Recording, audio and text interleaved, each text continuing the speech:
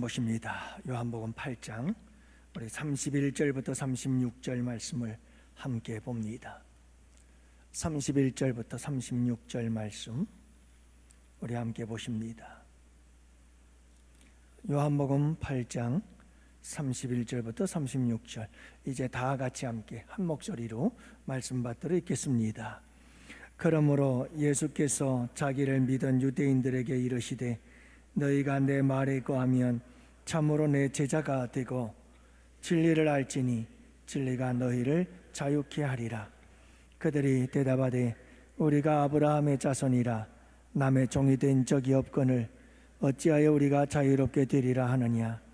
예수께서 대답하시되 진실로 진실로 너희에게 이르노니 죄를 범하는 자마다 죄의 종이라.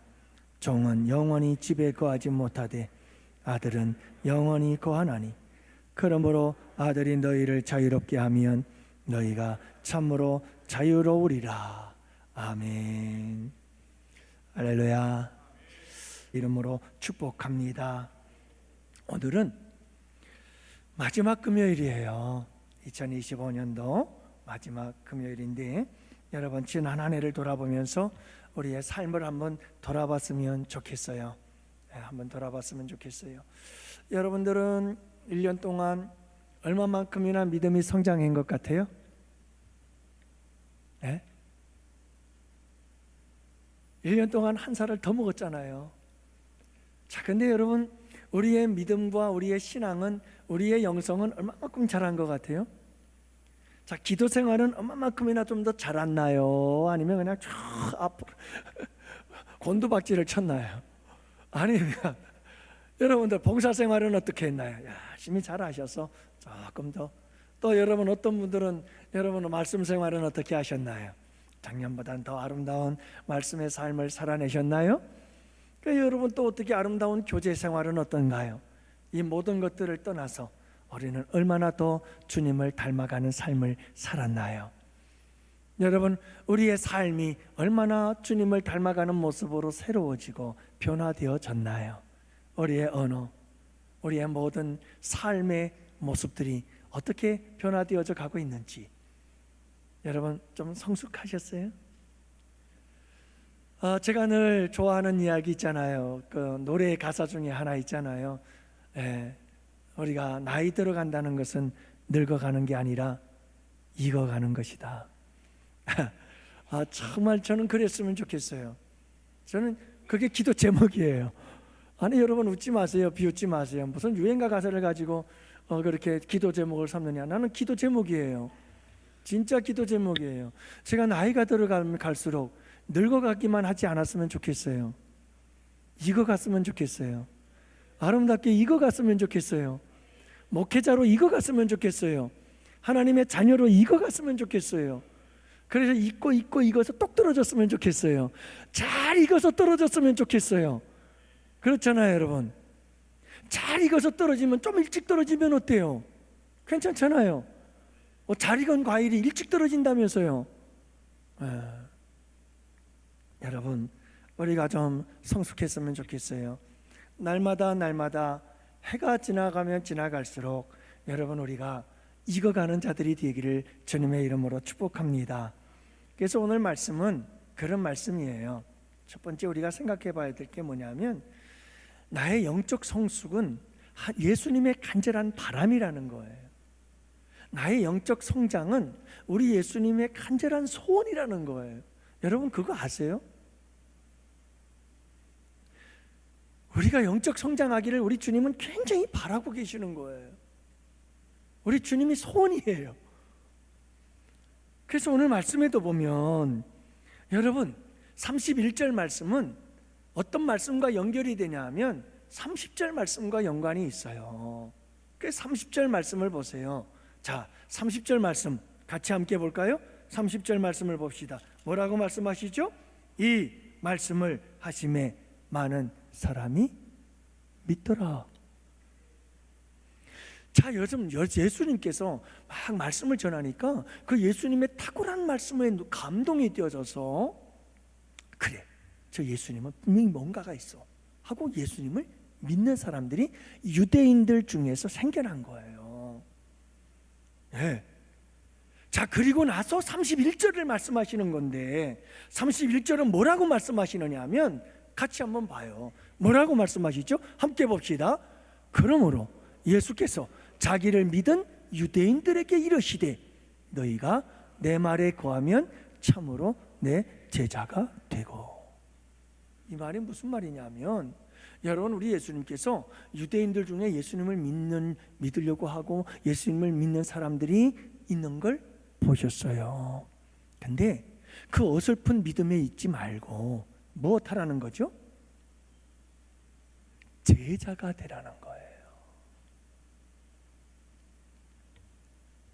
지금 우리 예수님께서 말씀을 전하니까 그 말씀을 듣고 예수님을 참 메시아로, 예수님을 내가 좀 믿어봐야 되겠다, 저분은 뭔가 특별한 게 있다 그래가지고 예수님을 믿는 유대인들이 있다는 걸 아시고 우리 예수님께서 그들이 그 어설픈 믿음에 머물러 있지 말아야 되고 너희들이 어떤 믿음으로 자라나야 되느냐 하면 제자가 되는 데까지 가라.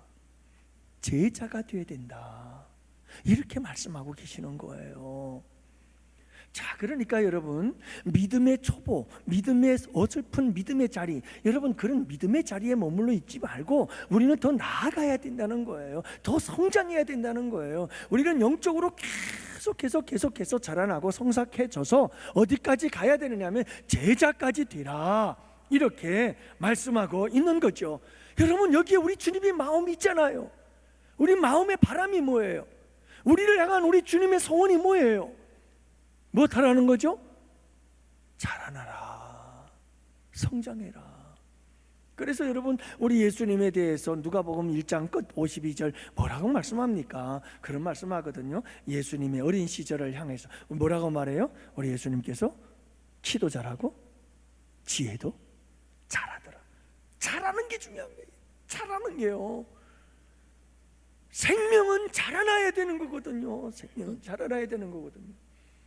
생명을 가진 자녀가 태어나서 자랄 때 자라야죠. 근데 키는 자라는데 뭐는 안 자라요? 지의 생각이 자라질 않고 문제가 심각한 거 아니에요? 그렇잖아요. 그러니까 여러분, 자라야 되는, 이 균형 잡힌 자람이 굉장히 중요한 거예요. 사무엘도 어떻게 자란 줄 아세요? 사무엘도 여러분 키도 자라고 지혜도 자라고 그렇게 같이 잘 자라나는, 이 자라남이 얼마나 소중한지 몰라요. 사랑하는 양원의 성도 여러분, 우리 교회는 예수님의 몸인 줄로 믿습니다. 그러면 예수님의 몸이 해야 될 일이 뭐죠? 우리 교회가 품어야 될 꿈이 뭐죠? 우리 교회가 이루어가야 할 바람이 뭐죠? 예수님의 바람, 믿음이 연약하고 어설픈 사람들, 그 사람들을 말씀으로 잘 가르치고 양육해서 그 사람들의 믿음이 자라서 어디까지 되도록? 제자가 되도록 하는 거예요. 예수님이 이 지상에 오셔서 공생애를 하시면서 예수님께서 하신 사역이 그거요, 예수님께서 가진 바람이 그거요, 우리 예수님께서 간절하게 소원했던 일이 그거라면 예수님의 몸된 교회가 해야 될 일이 그거 아니에요? 예수님처럼 예수님을 믿고자 하는 자들에게 예수님을 어떻게 믿어야 하는지, 예수님을 잘 믿는 것이 무엇인지 계속해서 가르쳐서 그들의 믿음을 잘 받아들이고 그들의 믿음이 자꾸 성장하고 자라나서 누가 되는 거예요? 제자가 되는 거예요. 제자가 되는 거예요. 그래서 제자가 되면 그때 우리 예수님께서 뭘 맡기시는 줄 아세요? 예수님이 제자가 되면 너희들이 가서 제자를 삼으라. 할렐루야. 제자의 재생산을 우리에게 부탁하는 거예요. 이게 주님의 역사예요. 우리 예수님께서 여러분 12명의 제자 다 만들고 훈련시켜 놓고, 그리고 마지막 우리 주님께서 뭐라고 말씀하십니까? 마지막 그 위대한 명령, 그게 뭐죠? 그러므로 너희는 가서 모든 족속으로 제자 삼아라. 제자 삼아라. 내가 너희들 제자 삼았으니 너희들도 이제는 가서 제자를 삼아라. 제자를 재생산해라. 해라, 그 말 아니에요? 여러분, 이게 예수님이 하셨던 일이에요. 그러니까 교회가 해야 되는, 예수님의 몸된 교회가 해야 되는 일이 뭐냐면, 이런 간절한 갈망을 가지고 우리가 이 역사를 이루어가는 교회가 진정한 예수님의 몸된 교회가 될 줄 믿습니다. 그래서 여러분, 우리가 해야 될 일이 뭐냐면 제자가 돼야 돼요. 먼저 제자가 돼야 내가 또 제자를 삼을 수가 있는 거예요. 이 재생산이 계속해서 이루어져야 되는 줄 믿습니다.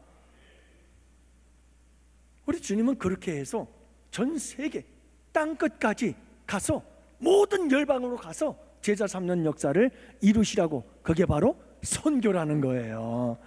할렐루야. 여러분, 이 교회를 떠나서 다른 곳에 가서 이와 같이 제자 삼는 사역들을 이루어 나갈 때 그게 선교가 되는 거예요. 선교가. 사랑하는 성도 여러분, 우리가 이렇게 우리 주님이 원하는 게 자꾸 우리의 믿음과 우리의 영성이 성장하고 자라나기를 원하고 있다는 것을 여러분들이 잊지 마세요. 그래서 우리가 조금씩 나도 모르게 자라요. 나도 모르게 자라요. 내가 뭐 하루아침에 확 변해가지고 아유 야 내가 봐도 대단해 이렇게 변하면 얼마나 좋을까요? 근데 사실은 별로 변하는 것 같지도 않고 자라는 것 같지도 않은데, 여러분, 나도 모르게 내가 자라나고 있게 되는 줄 믿으시기를 바랍니다. 할렐루야. 우리 교회가 정말 아름답게 잘 자라고 있어요. 얼마나 감사한지 몰라요. 여러분, 우리가 새해에도 더욱더 아름답게 자라고 성장하는 우리 양원교회가 되기를 축복합니다. 여러분, 우리 교회가 굉장히 많이 성장했어요. 수적으로 성장했다는 얘기하는 거 지금 아니에요. 수적 성장도 중요하지만 그것보다 더 중요한 건 뭐냐면 질적 성장이에요. 내적 성장이에요. 이게 얼마나 중요한지 몰라요.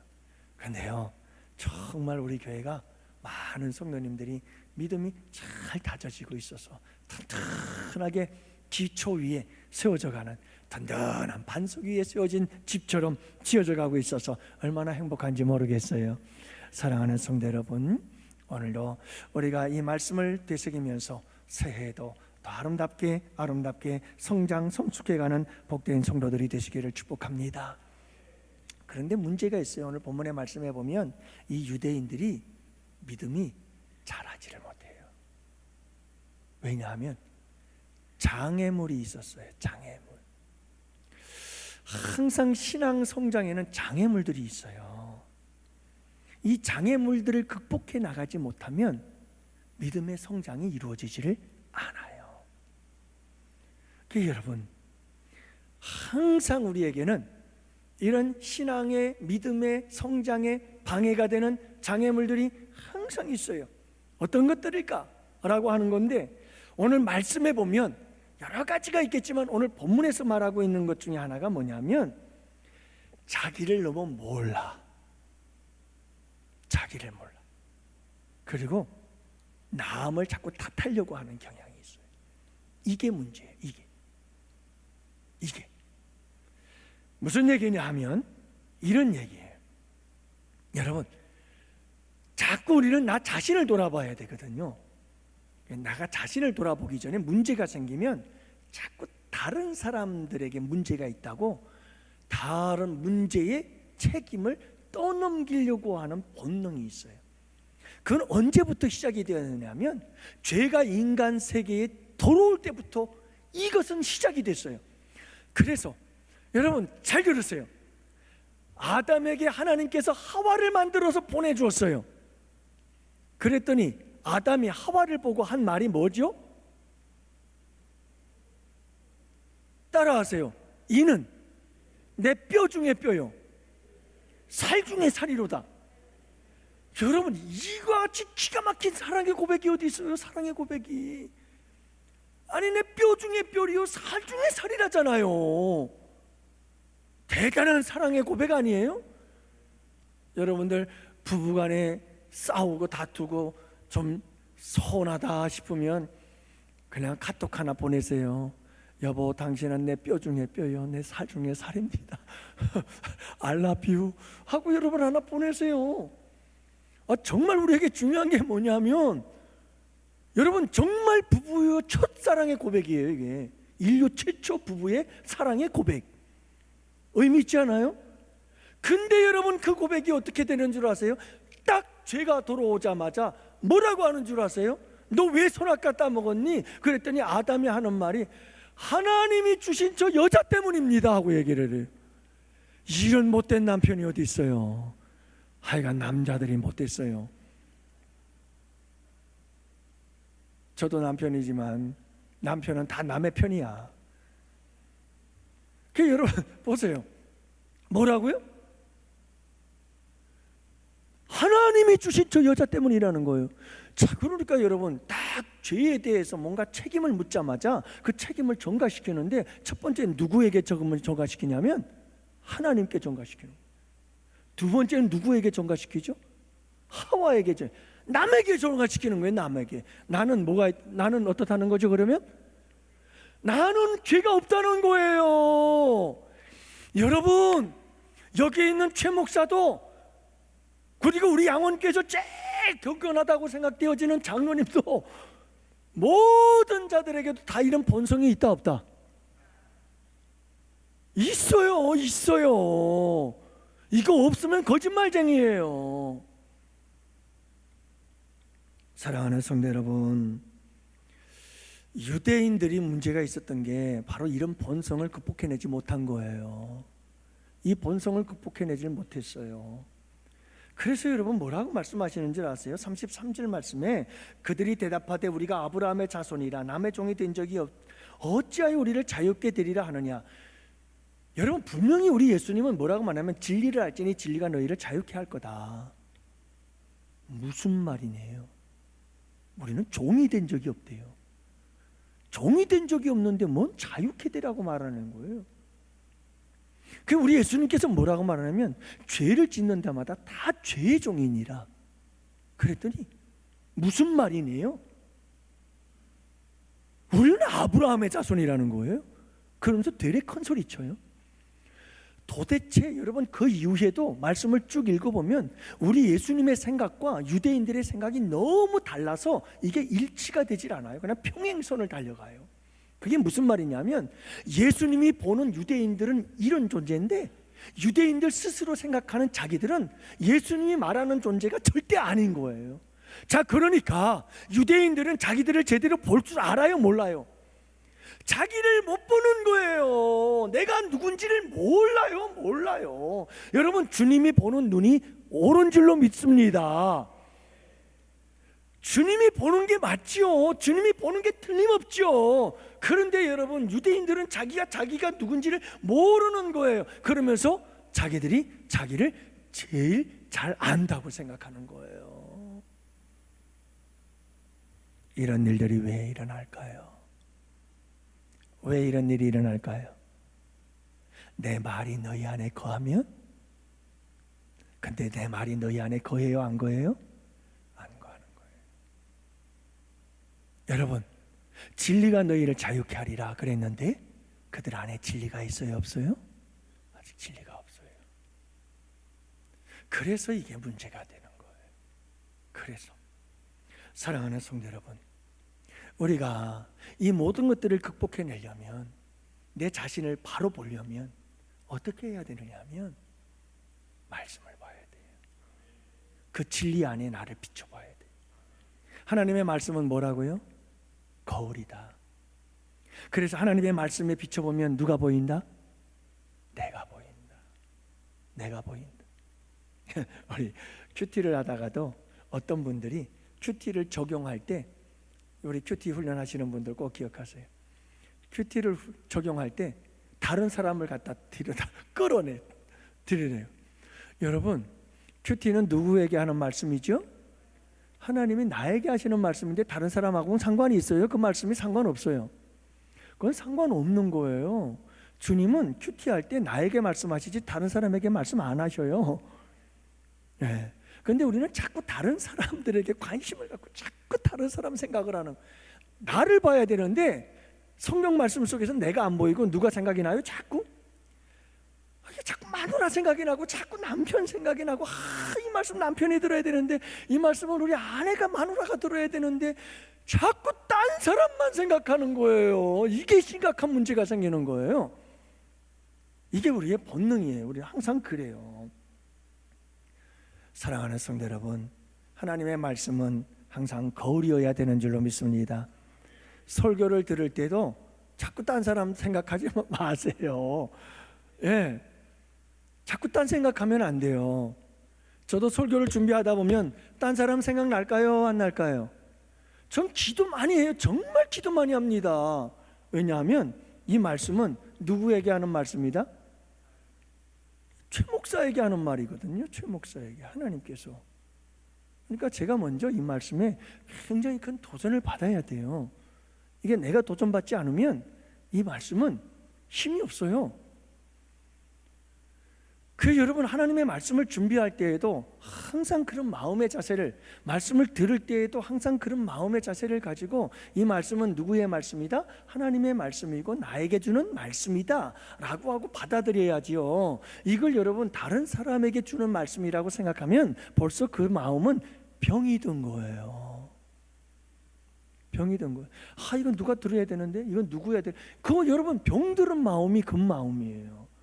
건강한 마음은 어떤 마음이냐면, 말씀이 선포될 때마다 나한테 주시는 말씀이구나. 할렐루야. 다 따라해 봅시다.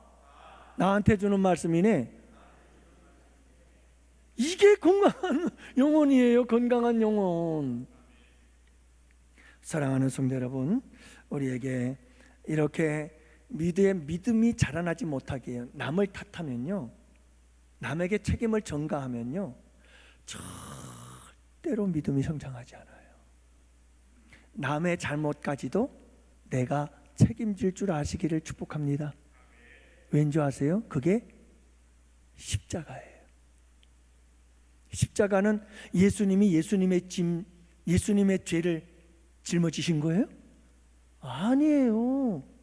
십자가는요, 다른 사람의 죄를 짊어지신 거예요. 여러분, 우리가 정말 해야 될 일 중에 하나가 뭐냐면, 내가 나의 죄를 짊어지는 것도 중요하지만 다른 사람의 잘못까지도 다 내 잘못이라고 책임을 질 줄 아는 사람 되시기를 축복합니다. 그러면 놀라운 성장이 일어나요. 놀라운 성숙이 일어나요. 여러분 꼭 기억하시기 바랍니다. 어떤 문제가 발생할 때마다, 그게 가정이든 공동체든 우리 교회 기관이든 부서든 우리 교회든 사회든 직장이든 어디든 문제가 생겼을 때 그 문제가 내 책임이야, 내가 뭔가 잘못했기 때문에 그래 라고 책임을 질 줄 아는 사람이 되십시오. 그러면 놀라운 성장이 일어납니다. 우리의 내적인 성장이 일어납니다.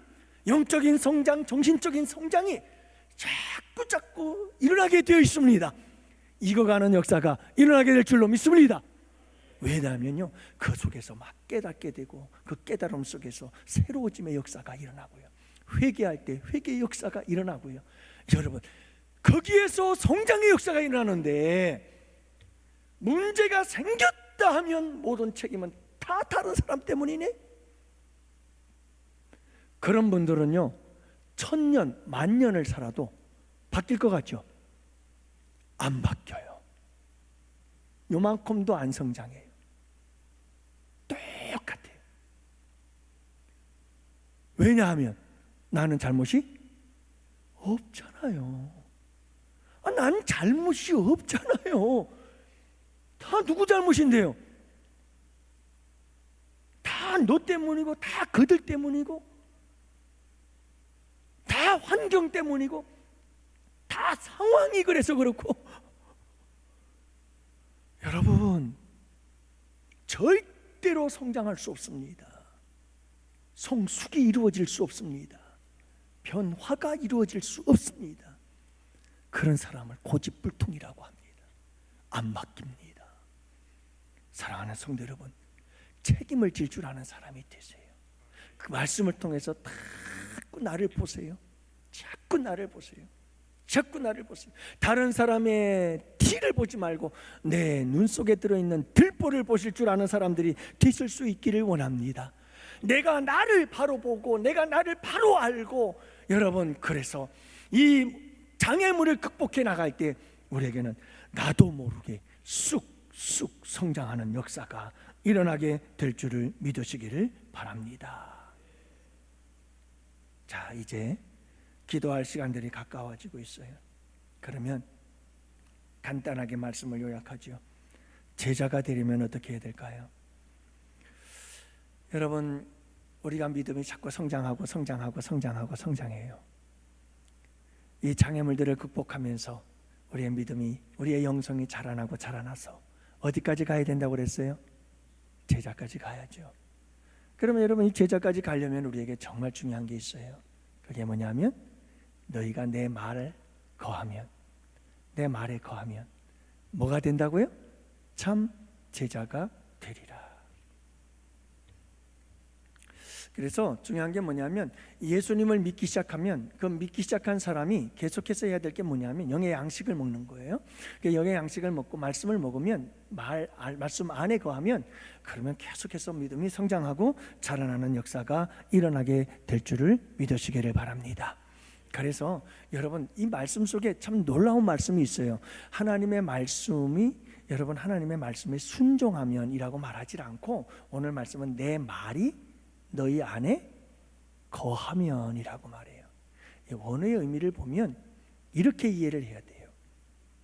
여러분, 이것은 그냥 말씀을 내 머릿속에다 기억하고 내가 말씀을 머릿속에서 이해하고 하나님의 말씀을 내가 정보를 많이 알아서 많은 하나님의 말씀을 알고 내 머릿속에 뇌 속에 입력을 시킨다, 이게 아니라는 말이에요.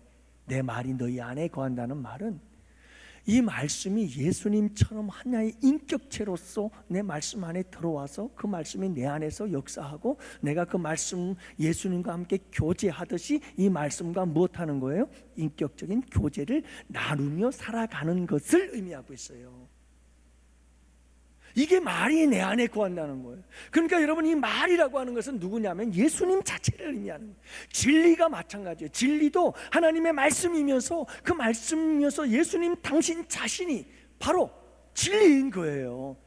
말씀도 예수 그리스도 그분 자체가 로고스 말씀이고, 그렇기 때문에 말씀이 내 안에 거한다는 것은 예수님이 내 안에 거하는 것이고 그분과 함께 인격적 교제를 나누듯 말씀과 함께 거하며 교제하며 살아가는 것, 여러분, 이것을 의미하고 있다는 것을 잊지 마시기를 바랍니다. 하나님의 말씀을 절대적 가치로 인정하는 겁니다. 그래서 이 하나님의 말씀에, 이 주님의 말씀에 목숨을 걸고 생명을 거는 거, 운명을 거는 자가 되는 거예요. 우리가 말씀 안에 거한다는 걸 너무 쉽게 생각하는 거죠. 여러분, 말씀 안에 거한다는 걸 뭐 말씀 읽어도 되고 뭐 안 읽어도 되고 뭐 알아도 되고 뭐 몰라도 되고, 좀 말씀을 알아야 된다고 하니까 조금 말씀 공부도 좀 해볼까, 그게 아니라 신앙생활은 말씀에 목숨을 거는 일이라니까요. 말씀에 생명을 거는 일이라니까요. 말씀 없이는 아무것도 안 된다는 거예요. 그래서 여러분, 말씀 안에 거한다는 뜻을 보면 주님 말씀의 절대적 가치를 인정하고 그 말씀이 나의 생명보다 소중하다고 여기는 거예요. 그게 하나님 말씀 안에 거한다, 내 말 안에 거한다는 의미인 거죠. 그래서 참 안타까운 건요, 21세기 교회 연구소 그리고 목회 데이터 연구소에서 예수님을, 우리 청년들 잘 들으세요, 예수님을 믿는 청년 700명을 대상으로 해서 조사를 했어요. 예수님을 믿는 청년들, 교회 다니는 청년들 40.4%가 성경 말씀을 지키며 살면 이 사회에서 성공할 수 없다고 대답을 했어요.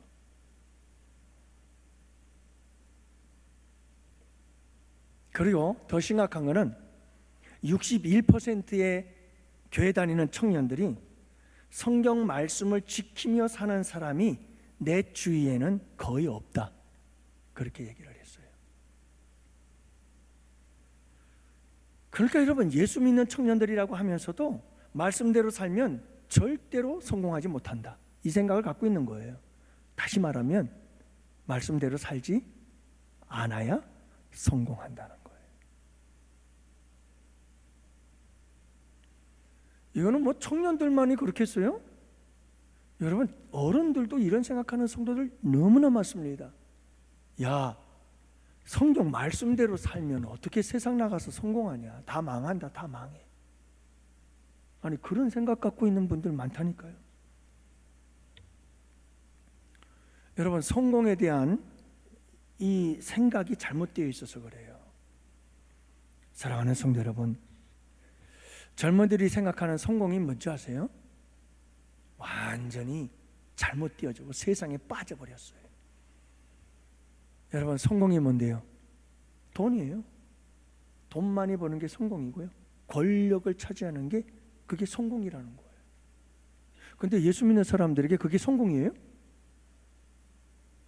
그러면 뭐 돈만 갑부들 아니면 뭐 저 국회 쪽에 가 있는 사람들 아니면 다 쫄망인 사람들이네. 예? 여러분, 그렇게 생각지 마세요. 예수 믿는 사람들의 성공은 돈 많은 거 성공 아니에요. 권력 좀 있다고, 사회적 신분이 있다고, 여러분, 그게 우리의 성공이, 성경에서는 그게 성공이라고 생각지 않아요.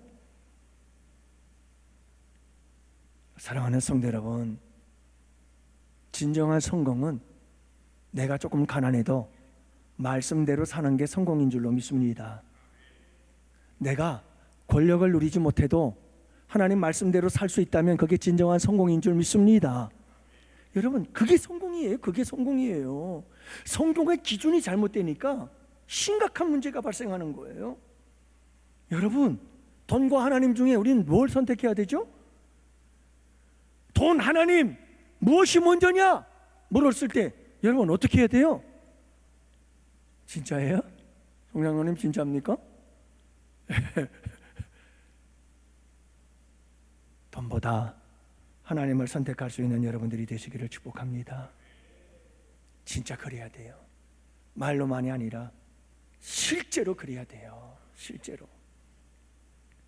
사랑하는 성도 여러분, 우리에게 정말 중요한 것은 여러분, 우리가 이 말씀 안에 거하는 삶을 살아갈 때 진정한 제자가 되어져서 예수님을 따르게 되어지는 거죠.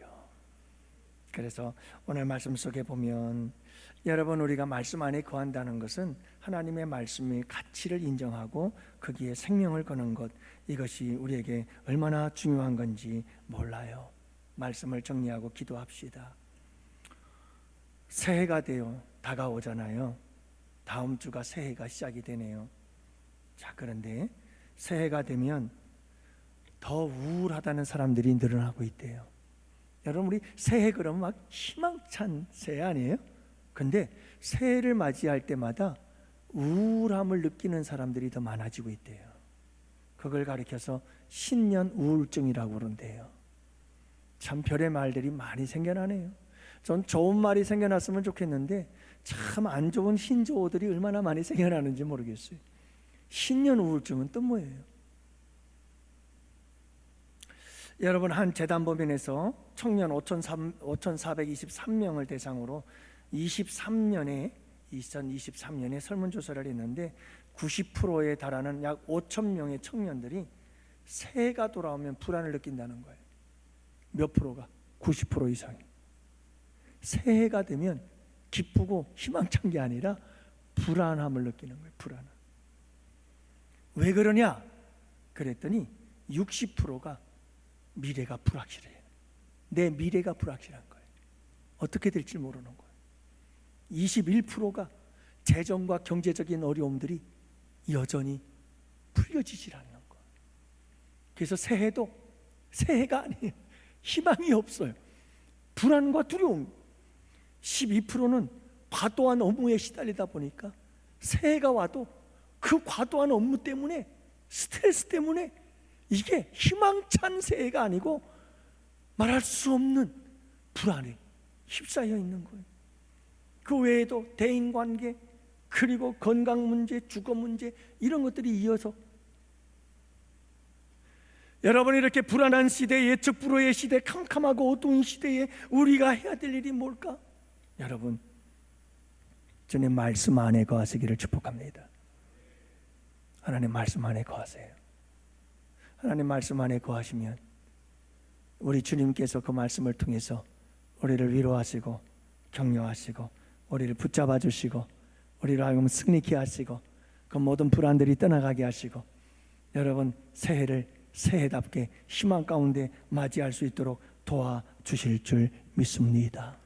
그러므로 사랑하는 성도 여러분, 우리 다 같이 하나님의 말씀 안에서 이와 같은 아름다운 모습으로 제자로 끊임없이 발전 성장해 나아가는 우리 양원의 성도들이 다 되실 수 있기를 주님의 이름으로 축복하고, 여러분, 이 불안한 시대에 큰 위로와 소망과 힘을 얻어서 여러분들 늘 승리하면서 주님의 제자로 당당하게 서가는 우리 양원의 성도들이 되시기를 주님의 이름으로 축복합니다.